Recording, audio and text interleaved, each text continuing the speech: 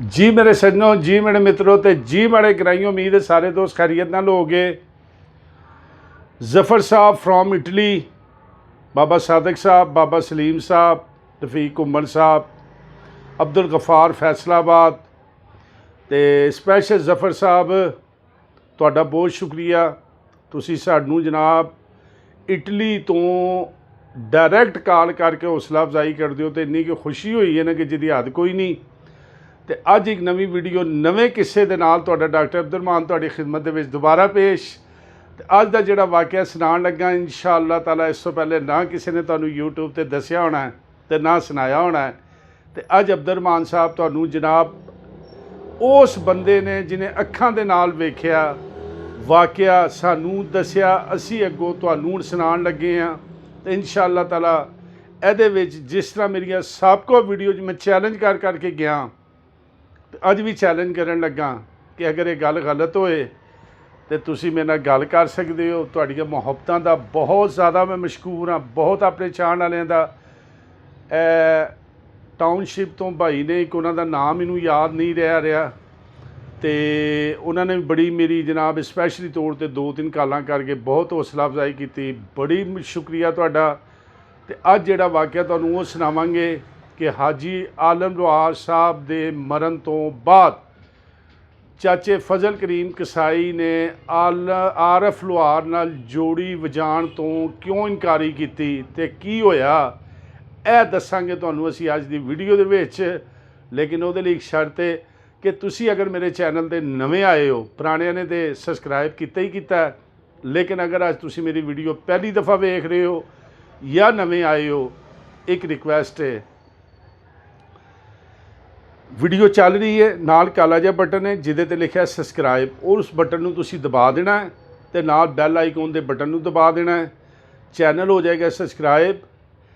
इस तरह दीयां वीडियो, फोक सिंगरां दीयां वीडियो, फोक गाने, पंजाबी गाने, हाजी आलम लोहार साहब तो इलावा जिन्ने ने वो भी तुहाडे तिकर पहुंचते रहणगे। तो तुसी मज़े लवो, इंजॉय करो तो साडे लई दुआ करो। आओ हुण चलने उस वाक़े दे उत्ते कि आरफ लोहार ते चाचे फजल करीम कसाई दा की मामलात बने। वीडियो नूं आखिर तक ज़रूर वेखना। जी जनाब, जैसा कि पता है कि हाजी आलम लोहार दा चिमटा ते फजल करीम दी जोड़ी, ये दो चीज़ां ऐसियां सी जिन्हें हाजी आलम लोहार साहब नूं आसमान दी बुलंदियां ते रखिया। मैं अपनी पिछलिया वीडियो भी तुहानूं दस के आया कि हाजी साहब जिथे भी गए ने तो कोशिश उन्होंने हुई है कि फजल करीम जड़ा ना वो मेरे नाल ही रहे, तो जोड़ी फजल करीम की होवे ते चिमटा हाजी आलम लोहार के हत्थ च होवे तो फिर गाया जाए तो क्या बात है जनाब। तो फिर जदों इन्ना अरसा इकट्ठिया गुजारिया जाए ना, तो फिर इन्ने अजीम गुलूकार दे नाल गुजारिया जाए, तो जदों उहदी जुदाई पैंदी है ना, तो फिर वो बंदा कहंदा कल्ला जदों रह जांदा ना तो उहदा दिल भी मर जांदा है, तो उहदी मुकम्मल तौर पर फिर किसी काम नूं करन नूं जी नहीं करता। तो इस तरीके नाल जिस वक्त हाजी आलम लोहार साहब एक्सीडेंट तो बाद इस दुनिया तो रुखसत होए तो फजल करीम साहब का दिल जड़ा सी ना ख़त्म हो गया कि इस तो बाद हुण ना मैं जोड़ी वजाणी है, ना मैं किसी पेड़े जाना है। कि एक उन्होंने उन्स सी, उन्होंने मुहब्बत सी, उन्होंने एक सगत सी। हाजी साहब उन्होंने समझते सी, वो हाजी साहब नूं समझते सी, तो एक काम रिठा रहा। तो आरफ लोहार साहब जैसा कि तुहानूं सारिਆਂ नूं वेखण वालिਆਂ नूं पता है कि इन्हां दी उम्र उदों बड़ी घट सी, तो ये अपना मकाम उस टाइम तक बड़े वक्फा वो पै गया इन्हां दा, स्टेज के उत्ते दोबारा आन लग्या, थिएटरां च आन लग्या। बाकी जिन्ने फोक सिंगर सी उन्होंने बड़ी कोशिश की, बशीर लोहार ने बड़ी कोशिश की, होरा फोक सिंगरां ने बड़ी कोशिश की कि पता है असद का दौर हुंदा है, तो हर बंदा जदों एक शेर मैदान चों निकलिया तो हर एक ने कोशिश की कि मैं उहदी जगह लै लवां, लेकिन वो जगह किस्मत वाले नूं किसी नूं मिलदी सी। वो हाजी लोहार दी आलम लोहार साहब की अपनी किस्मत सी।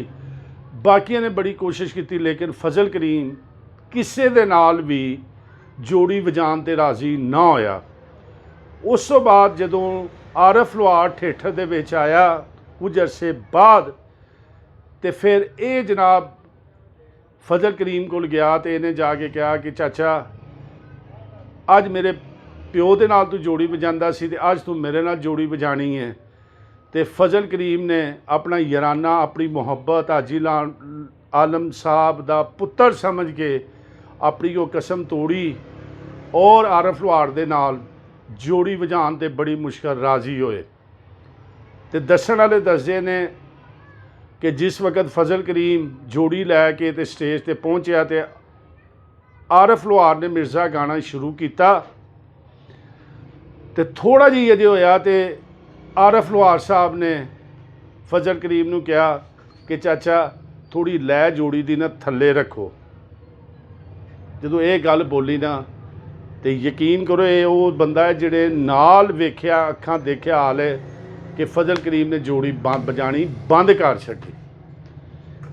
ਉਹਨਾਂ ਕਿਹਾ ਪੁੱਤਰ ਆਰਫ ਮੈਂ 20-25 ਸਾਲ ਆਲਮ ਲੁਹਾਰ ਸਾਹਿਬ ਦੇ ਨਾਲ ਜੋੜੀ ਵਜਾਈ ਹੈ ਤੇ 20-25 ਸਾਲ ਦੇ ਵਿੱਚ ਆਲਮ ਲੁਹਾਰ ਸਾਹਿਬ ਨੇ ਮੈਨੂੰ ਇੱਕ ਦਿਨ ਇਹ ਨਹੀਂ ਕਿਹਾ ਕਿ ਫਜ਼ਲ ਕਰੀਮਾ ਲੈ ਜੋੜੀ ਦੀ ਉੱਤੇ ਕਰ ਜਾਂ ਲੈ ਜੋੜੀ ਦੀ ਥੱਲੇ ਕਰ। ਤੇ ਤੇਰੇ ਨਾਲ ਅੱਜ ਮੈਂ ਪਹਿਲਾ ਦਿਨ ਹੀ ਜੋੜੀ ਵਜਾਈ ਹੈ ਤੇ ਤੂੰ ਮੈਨੂੰ ਕਹਿ ਦਿੱਤਾ ਲੈ ਥੋੜੀ ਰੱਖ। ਇਸ ਵਜ੍ਹਾ ਤੋਂ ਤੇਰੀ ਮੇਰੀ ਸੰਗਤ ਬਹੁਤ ਮੁਸ਼ਕਲ ਨਿਭੇਗੀ ਤੇ ਮੇਰੀ ਕੋਸ਼ਿਸ਼ ਸੀ ਵੀ ਮੈਂ ਤੇਰੇ ਨਾਲ ਵਜਾਵਾਂ, ਲੇਕਿਨ ਨਹੀਂ ਪੁੱਤਰ, ਨਾ ਤੂੰ ਉੱਥੇ ਆ ਸਕਨੇ ਤੇ ਨਾ ਮੈਂ ਉਸ ਤੋਂ ਥੱਲੇ ਜਾ ਸਕਣਾ। ਤੇ ਲਿਹਾਜ਼ਾ ਇਹ ਹੈ ਕਿ ਤੁਸੀਂ ਕਿਸੇ ਹੋਰ ਜੋੜੀ ਵਾਲੇ ਨਾਲ ਆਪਣਾ ਗੁਜ਼ਾਰਾ ਚਲਾਓ, ਕੰਮ ਚਲਾਓ। ਮੈਂ ਜਿਹਦੇ ਨਾਲ ਵਜਾਉਂਦਾ ਸੀ ਉਹ ਦੁਨੀਆ ਤੋਂ ਟੁਰ ਗਿਆ, ਮੈਂ ਵਜਾਉਣ ਵਾਲਾ ਹੁੰਦਾ ਸੀ, ਉਹ ਗਾਉਣ ਵਾਲਾ ਹੁੰਦਾ ਸੀ। ਉੱਥੇ ਨਾ ਹੁਣ ਕਿਸੇ ਨੇ ਪਹੁੰਚਣਾ ਤੇ ਨਾ ਮੈਂ ਜੋੜੀ ਵਜਾਣੀ। ਤੇ ਇਹ ਜਵਾਬ ਦੇ ਕੇ ਫਜ਼ਲ ਕਰੀਮ ਸਟੇਜ ਤੋਂ ਥੱਲੇ ਟੁਰ ਗਿਆ ਤੇ ਫਿਰ ਉਸ ਤੋਂ ਬਾਅਦ ਫਜ਼ਲ ਕਰੀਮ ਨੇ ਦੁਬਾਰਾ ਜੋੜੀ ਕਿਸੇ ਵੀ ਫੋਕ ਸਿੰਗਰ ਦੇ ਨਾਲ ਨਹੀਂ ਵਜਾਈ। ਫਿਰ ਅੱਲਾ ਦਿੱਤਾ ਔਰ ਬਾਕੀ ਜਿਨ੍ਹਾਂ ਨੇ ਜੋੜੀਆਂ ਸਿੱਖੀਆਂ ਸੀ ਇਹਨਾਂ ਨਾਲ ਫਿਰ ਗਾ ਗੂ ਕੇ ਤੇ ਲੋਕਾਂ ਨੇ ਆਪਣੇ ਆਪਣੇ ਕੰਮ ਨੂੰ ਕੰਪਲੀਟ ਕੀਤਾ। ਇਹ ਵੀਡੀਓ ਸੀ ਜੇ ਜੈਨੂਅਨ। ਇਸ ਤੋਂ ਪਹਿਲੇ ਤੁਹਾਨੂੰ ਕਿਸੇ ਨੇ ਇਹੋ ਜਿਹੀ ਗੱਲ ਨਹੀਂ ਦੱਸੀ ਹੋਣੀ। ਅਗਰ ਇਹ ਵੀਡੀਓ ਪਸੰਦ ਆਏ ਇਹਨੂੰ ज़्यादा ਤੋਂ ज़्यादा ਸ਼ੇਅਰ ਕਰਨਾ, ਲਾਈਕ ਕਰਨਾ, ਕਮੈਂਟਸ ਕਰਨਾ ਔਰ ਮੈਨੂੰ ਥੰਬਨੇਲ ਤੇ ਨੰਬਰ ਲਿਖਿਆ ਕਾਲ ਕਰਕੇ ਜ਼ਰੂਰ ਦੱਸਣਾ। ਮਿਲਨੇ ਆ ਇੱਕ ਨਵੀਂ ਵੀਡੀਓ ਨਵੇਂ ਕਿਸੇ ਦੇ ਨਾਲ। ਦਿਓ ਇਜਾਜ਼ਤ, ਰੱਬ ਰੱਖ।